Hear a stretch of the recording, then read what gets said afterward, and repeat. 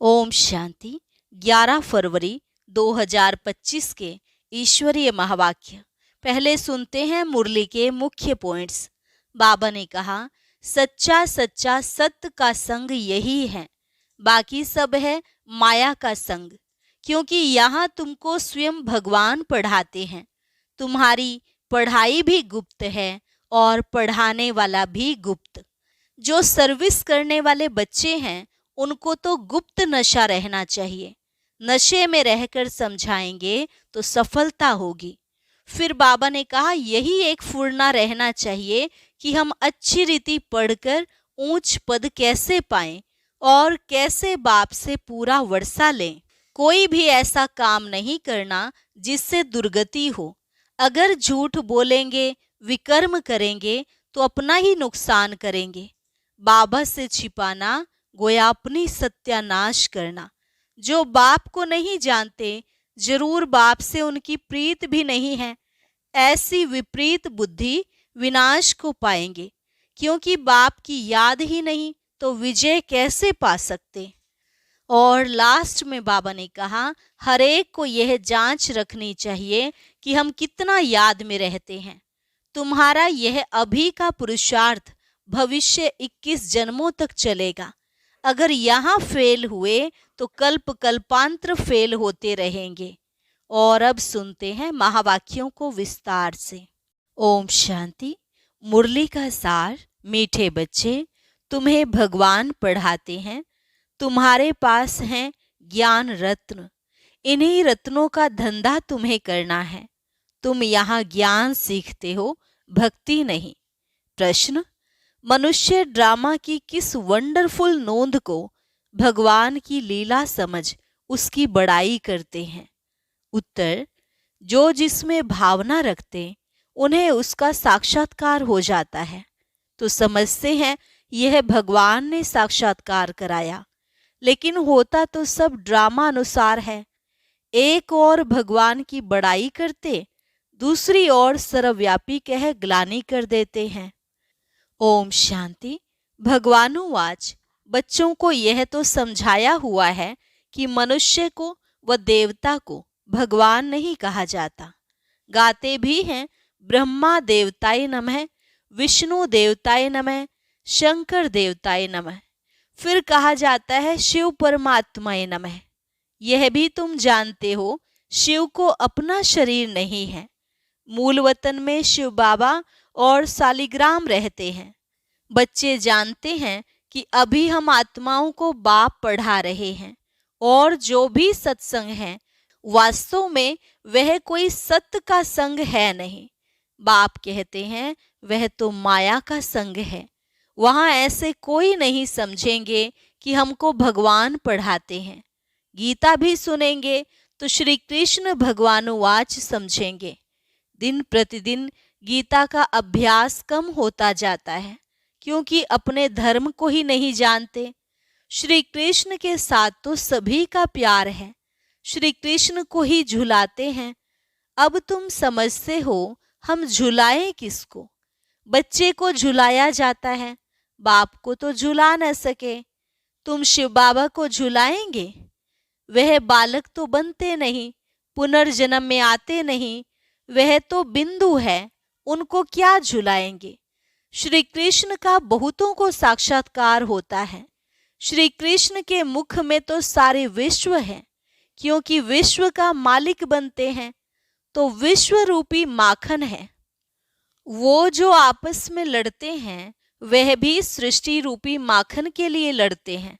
समझते हैं हम जीत पालें। श्री कृष्ण के मुख में माखन का गोला दिखाते हैं। यह भी अनेक प्रकार के साक्षात्कार होते हैं, परंतु अर्थ कुछ भी नहीं समझते। यहाँ तुमको साक्षात्कार का अर्थ समझाया जाता है। मनुष्य समझते हैं हमको भगवान साक्षात्कार कराते हैं। यह भी बाप समझाते हैं। जिसको याद करते हैं, समझो कोई श्री कृष्ण की नौधा भक्ति करते हैं, तो अल्प काल के लिए उनकी मनोकामना पूरी होती है। यह भी ड्रामा में नोंद है।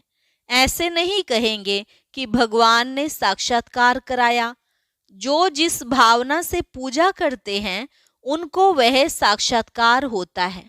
यह ड्रामा में नोंद है।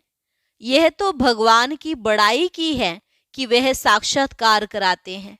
एक तरफ इतनी बड़ाई भी करते, दूसरी तरफ फिर कह देते पत्थर ठिक्कर में भगवान है। कितनी अंधश्रद्धा की भक्ति करते हैं। समझते हैं बस श्री कृष्ण का साक्षात्कार हुआ, श्री कृष्णपुरी में हम जरूर जाएंगे। परंतु श्री कृष्णपुरी आए कहाँ से? यह सब राज बाप तुम बच्चों को अब समझाते हैं। श्री कृष्णपुरी की स्थापना हो रही है। यह है कंसपुरी। कंस, अकासुर, बकासुर, कुंभकर्ण, रावण, यह सब असुरों के नाम हैं। शास्त्रों में क्या क्या बैठ लिखा है। यह भी समझाना है कि गुरु दो प्रकार के हैं। एक है भक्ति मार्ग के गुरु, वह भक्ति ही सिखलाते हैं। यह बाप तो है ज्ञान का सागर, इनको सतगुरु कहा जाता है। यह कभी भक्ति नहीं सिखलाते हैं, ज्ञान ही सिखलाते हैं। मनुष्य तो भक्ति में कितना खुश होते हैं, झांझ बजाते हैं। बनारस में तुम देखेंगे सब देवताओं के मंदिर बना दिए हैं। यह सब है भक्ति मार्ग की दुकानदारी, भक्ति का धंधा। तुम बच्चों का धंधा है ज्ञान रत्नों का, इनका भी व्यापार कहा जाता है। बाप भी रत्नों का व्यापारी है। तुम समझते हो यह रत्न कौन से हैं? इन बातों को समझेंगे वही जिन्होंने कल्प पहले समझा है, दूसरे समझेंगे ही नहीं। जो भी बड़े बड़े हैं वह पिछाड़ी में आकर समझेंगे। कन्वर्ट भी हुए हैं ना। एक राजा जनक की कथा सुनाते हैं। जनक फिर अनुजनक बना। जैसे कोई का नाम श्री कृष्ण है तो कहेंगे तुम अनुदैवी श्री कृष्ण बनेंगे। कहाँ वह सर्वगुण संपन्न श्री कृष्ण, कहाँ यह? कोई का लक्ष्मी नाम है और इन लक्ष्मी नारायण के आगे जाकर महिमा गाती है। यह थोड़े ही समझती कि इनमें और हमारे में फर्क क्यों हुआ है। अभी तुम बच्चों को नॉलेज मिली है यह सृष्टि चक्र कैसे फिरता है। तुम ही 84 जन्म लेंगे।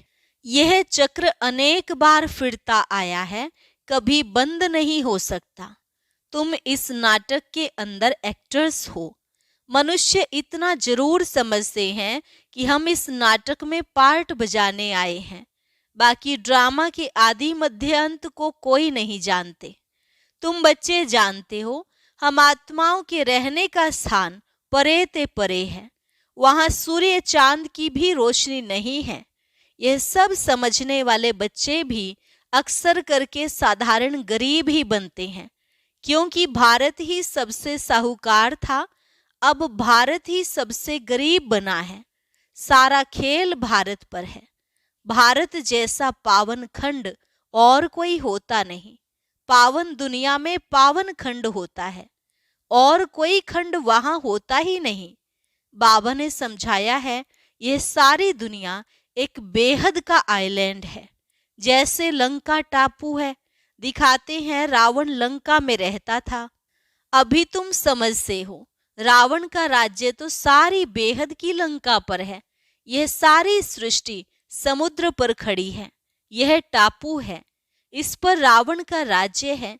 यह सब सीताएं रावण की जेल में हैं। उन्होंने तो हद की कथाएं बना दी हैं। है यह सारी बेहद की बात।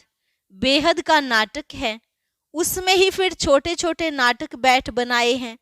यह बाइस्कोप आदि भी अभी बने हैं, तो बाप को भी समझाने में सहज होता है। बेहद का सारा ड्रामा तुम बच्चों की बुद्धि में है। मूल वतन, सूक्ष्म वतन और किसकी बुद्धि में हो न सके। तुम जानते हो हम आत्माएं मूल वतन की रहवासी हैं। देवताएं हैं सूक्ष्म वतनवासी। उनको फरिश्ता भी कहते हैं। वहां हड्डी मांस का पिंजड़ा होता नहीं। यह सूक्ष्म वतन का पार्ट भी थोड़े समय के लिए है। अभी तुम आते जाते हो, फिर कभी नहीं जाएंगे। तुम आत्माएं जब मूल वतन से आती हो तो वाया सूक्ष्म वतन नहीं आती हो, सीधी आती हो। अभी वाया सूक्ष्म वतन जाती हो। अभी सूक्ष्म वतन का पार्ट है। यह सब राज बच्चों को समझाते हैं। बाप जानते हैं कि हम आत्माओं को समझा रहे हैं। साधु संत आदि कोई भी इन बातों को नहीं जानते हैं। वह कभी ऐसी बातें कर न सके। बाप ही बच्चों से बात करते हैं। ऑर्गन्स बिगर तो बात कर न सके। कहते हैं मैं इस शरीर का आधार ले तुम बच्चों को पढ़ाता हूँ। तुम आत्माओं की दृष्टि भी बाप तरफ चली जाती है। यह है सब नई बातें। निराकार बाप, उनका नाम है शिव बाबा। तुम आत्माओं का नाम तो आत्मा ही है। तुम्हारे शरीर के नाम बदलते हैं। मनुष्य कहते हैं परमात्मा नाम रूप से न्यारा है, परंतु नाम तो शिव कहते हैं ना। शिव की पूजा भी करते हैं। समझ से एक हैं, करते दूसरा है। अभी तुम बाप के नाम रूप देश काल को भी समझ गए हो। तुम जानते हो कोई भी चीज नाम रूप के बिगर नहीं हो सकती है। यह भी बड़ी सूक्ष्म समझने की बातें हैं। बाप समझाते हैं गायन भी है सेकंड में जीवन मुक्ति, अर्थात मनुष्य नर से नारायण बन सकते हैं। जबकि बाप हेवनली गॉड फादर है, हम उनके बच्चे बने हैं तो भी स्वर्ग के मालिक ठहरे, परंतु यह भी समझ से नहीं है। बाप कहते हैं बच्चे, तुम्हारी एम ऑब्जेक्ट ही यह है, नर से नारायण बनना। राजयोग है ना। बहुतों को चतुर्भुज का साक्षात्कार होता है। इससे सिद्ध है विष्णुपुरी के हम मालिक बनने वाले हैं। तुमको मालूम है स्वर्ग में भी लक्ष्मी नारायण के तख्त के पिछाड़ी विष्णु का चित्र रखते हैं, अर्थात विष्णुपुरी में इन्हों का राज्य है। यह लक्ष्मी नारायण विष्णुपुरी के मालिक हैं। वह है श्री कृष्णपुरी, यह है कंसपुरी। ड्रामानुसार यह भी नाम रखे हुए हैं। बाप समझाते हैं मेरा रूप बहुत सूक्ष्म है, कोई भी जान नहीं सकते। कहते हैं कि आत्मा एक स्टार है, परंतु फिर शिवलिंग बना देते, नहीं तो पूजा कैसे हो। रुद्र यज्ञ रचते हैं तो अंगूठे मिसल सालिग्राम बनाते हैं। दूसरी तरफ उनको अजब सितारा कहते हैं। आत्मा को देखने की बहुत कोशिश करते हैं, परंतु कोई भी देख नहीं सकते। रामकृष्ण विवेकानंद का भी दिखाते हैं ना। उसने देखा आत्मा उनसे निकल मेरे में समा गई। अब उनको किसका साक्षात्कार हुआ होगा।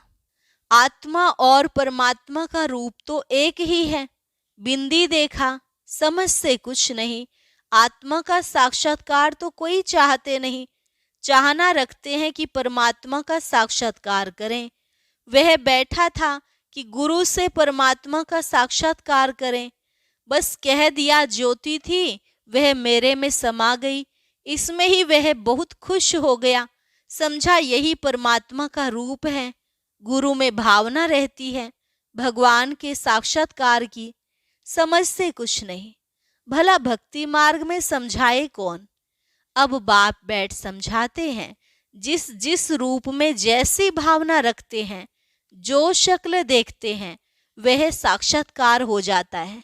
जैसे गणेश की पूजा बहुत करते हैं तो उनका चैतन्य रूप में साक्षात्कार हो जाता है, नहीं तो उनको निश्चय कैसे हो। तेजोमय रूप देख समझते हैं कि हमने भगवान का साक्षात्कार किया, उसमें ही खुश हो जाते हैं। यह सब है भक्ति मार्ग, उतरती कला। पहला जन्म अच्छा होता है, फिर कमती होते होते अंत आ जाता है। बच्चे ही इन बातों को समझते हैं। जिनको कल्प पहले ज्ञान समझाया है, उनको ही अब समझा रहे हैं। कल्प पहले वाले ही आएंगे, बाकी औरों का तो धर्म ही अलग है। बाप समझाते हैं एक एक चित्र में भगवानुवाच लिख दो। बड़ा युक्ति से समझाना होता है। भगवानुवाच है ना। यादव कौरव और पांडव क्या करत भय, उसका यह चित्र है। पूछो तुम बताओ अपने बाप को जानते हो। नहीं जानते हो तो गोया बाप से प्रीत नहीं है ना, तो विपरीत बुद्धि ठहरे।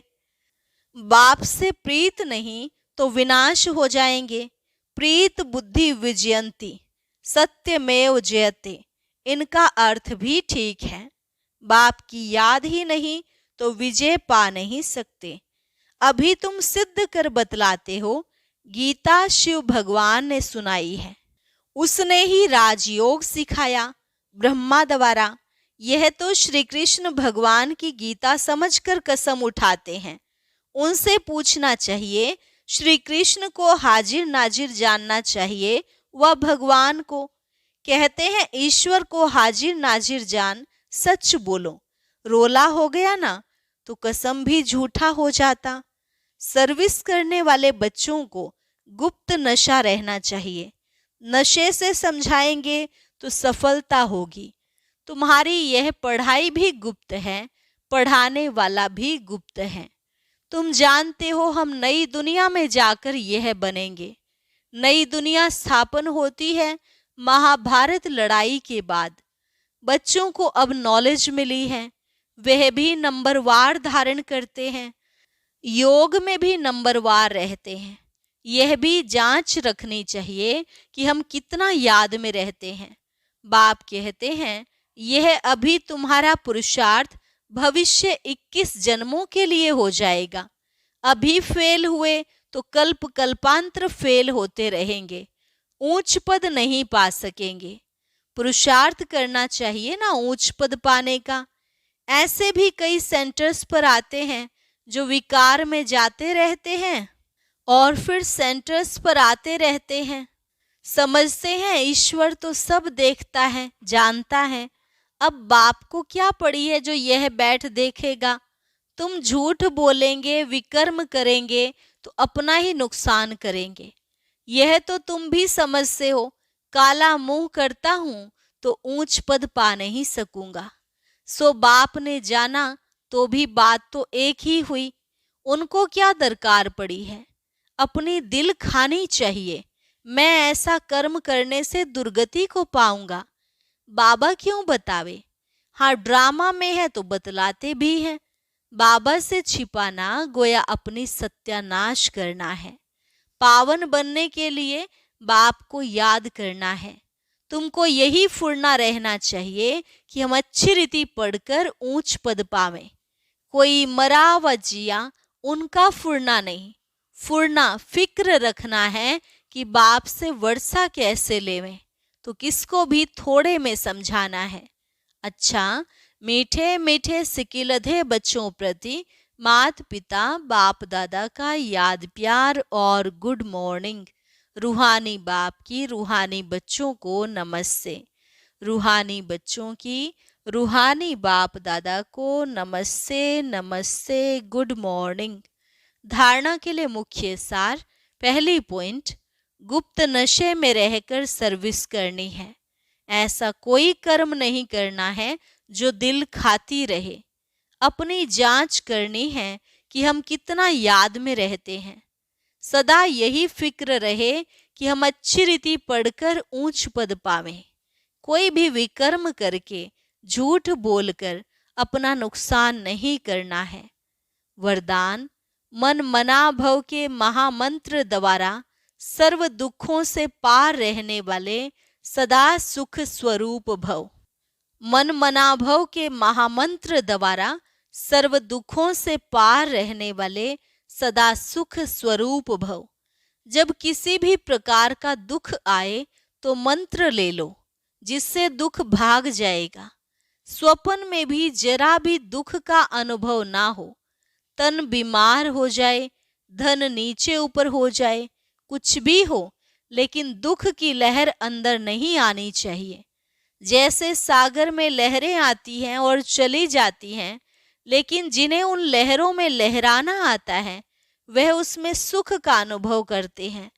लहर को जंप देकर ऐसे क्रॉस करते हैं जैसे खेल कर रहे हैं। तो सागर के बच्चे सुख स्वरूप हो, दुख की लहर भी ना आए। स्लोगन, हर संकल्प में दृढ़ता की विशेषता को प्रैक्टिकल में लाओ तो प्रत्यक्षता हो जाएगी। हर संकल्प में दृढ़ता की विशेषता को प्रैक्टिकल में लाओ तो प्रत्यक्षता हो जाएगी। आज का अव्यक्त इशारा एकांत प्रिय बनो, एकता और एकाग्रता को अपनाओ। स्व उन्नति में, सेवा की उन्नति में एक ने कहा, दूसरे ने हाँ जी किया। ऐसे सदा एकता और दृढ़ता से बढ़ते चलो।